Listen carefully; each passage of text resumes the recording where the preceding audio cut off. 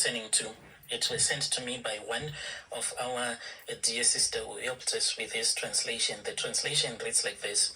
Hello, how are you? I am Pastor Temba, not his real name. And for many years I have lived with a secret that has been eating away at my soul.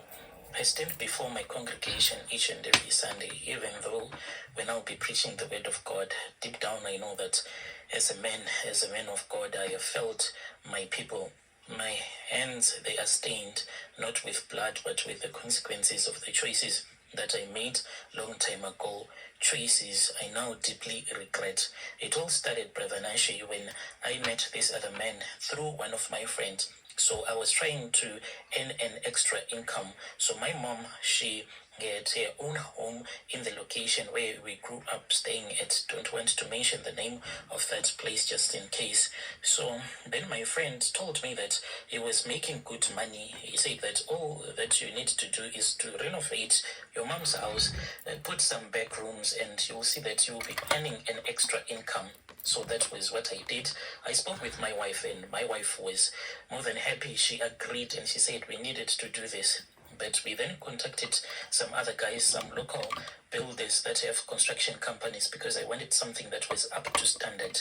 But those guys, they were more than expensive, and we were unable to have them come and build these back rooms. So in that location, I then spoke with some of the guys from Zim. After I had spoken with a lot of them, they gave me the quotation until I chose what.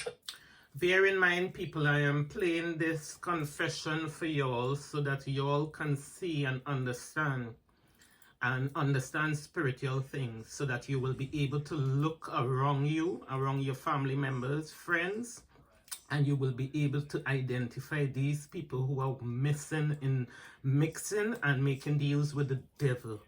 One of the reasons, and I have stated in my previous videos, I have put up videos, and I have stated in previous videos, one of the reasons you will see many people with disabled children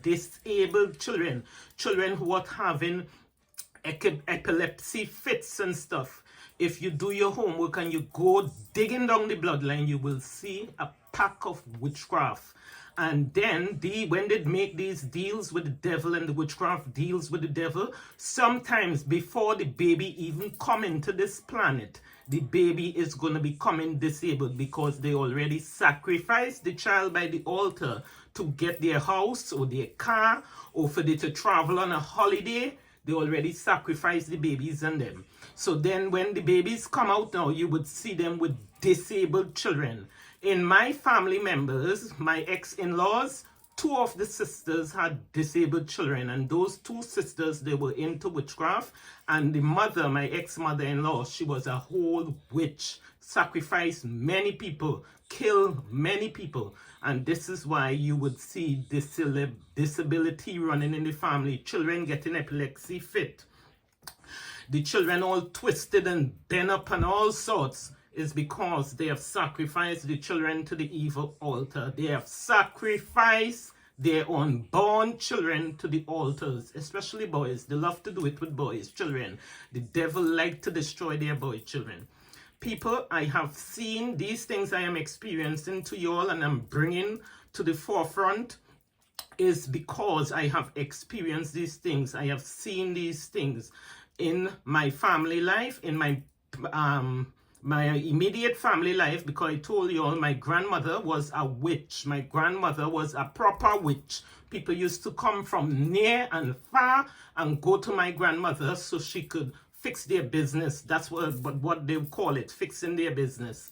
But anyway, we paid a very heavy price. You see, as my grandmother was doing these people obia, all my grandmother children, they died prematurely. There's only 2 left, my father and one of his sister. All the others, they died prematurely and untimely, you know, because of the witchcraft my grandmother was doing.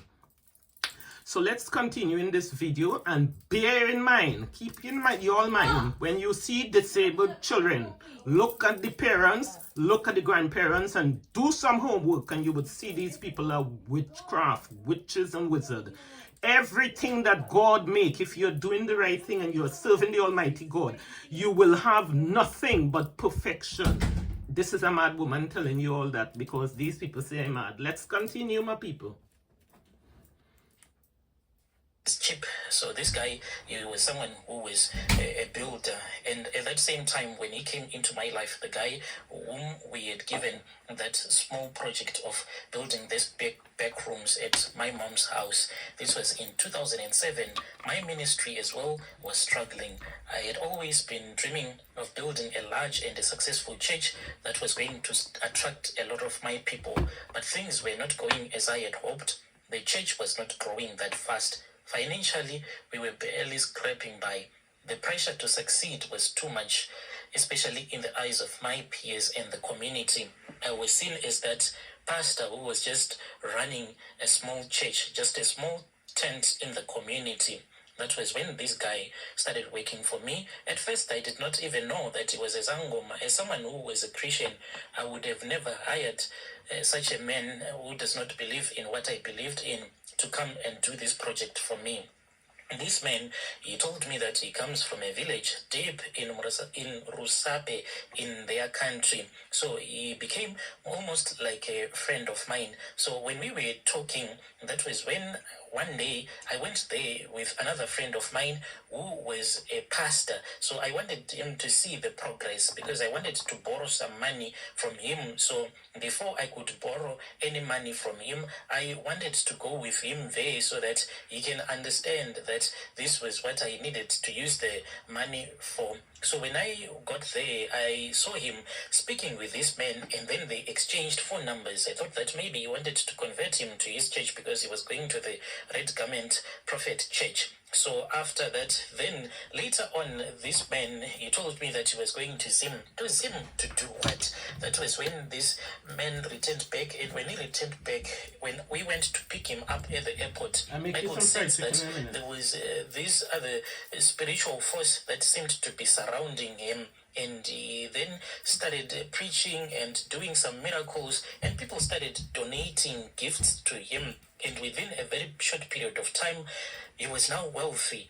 And when I went to him, I wanted to understand what was going on in his life. How come God had blessed him in a very short period of time like that? It was when he said, don't you know that you have a traditional healer who can assist you? So, Brother Nashi, that was what I did. I then went and I spoke with this Sangoma. And after we had spoken, that was when he said, it is fine, you can go with me to Zim. So we waited until I had enough money. I had to travel. Me and this man, we traveled together. The Sangoma promised me that if I performed a certain ritual, I was going to experience rapid growth in my ministry, along with financial blessings. My wife, at first, whom I'll call Tandy, not her real name, she was scared, but I assured her that this was necessary for our future. So me and my wife, after we had raised enough money, she then said, it is fine, you can go. I went with this man to his village. It was nothing like I had expected. The Sangoma told us that we needed to make a sacrifice, not a physical one, but this was going to be a spiritual exchange.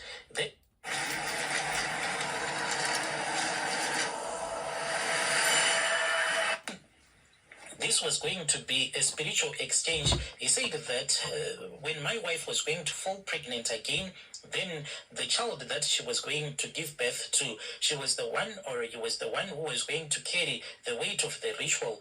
The baby was going to be born with a curse, and we would have reaped the rewards. At that time, my wife was not yet pregnant, but we were planning to have another baby. We foolishly agreed, believing that whatever that was going to come, we were going to be able to handle it. So the ritual, Brother Nashi, I don't want to lie to you, it was so painful. The traditional healer then performed the ritual. This is how this traditional healer performed the ritual. He took a needle and he made me to take out my manhood.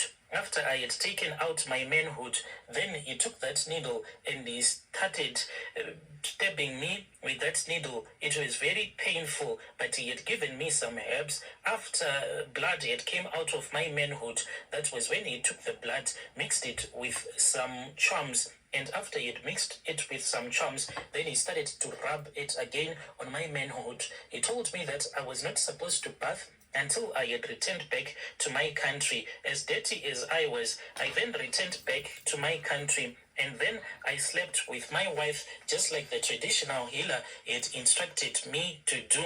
When I had slept with my wife, she did not fall pregnant immediately. Then a year later on, that was when my wife fell pregnant. Our daughter was born, I'll call Mali. She was born, but she was a crippled one.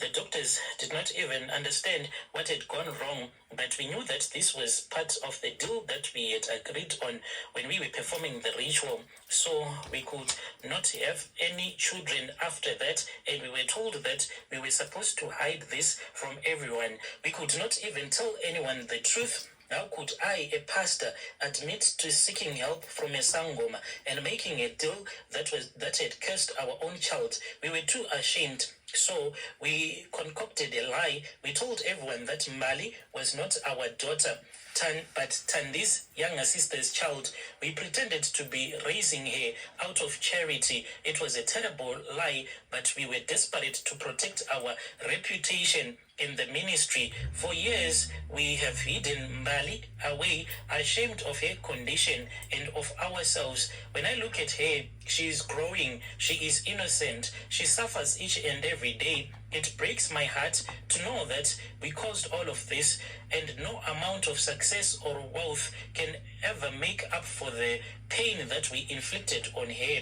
The church might be flourishing, but my spirit, I don't want to lie to you, my spirit, it is totally broken. I preach about the love of God, but I have lived in deceit and shame. My wife and I, we are haunted by the choices that we made. We do not even know how to make things right, and we do not even know how to approach our daughter so that we can tell her that we are her parents.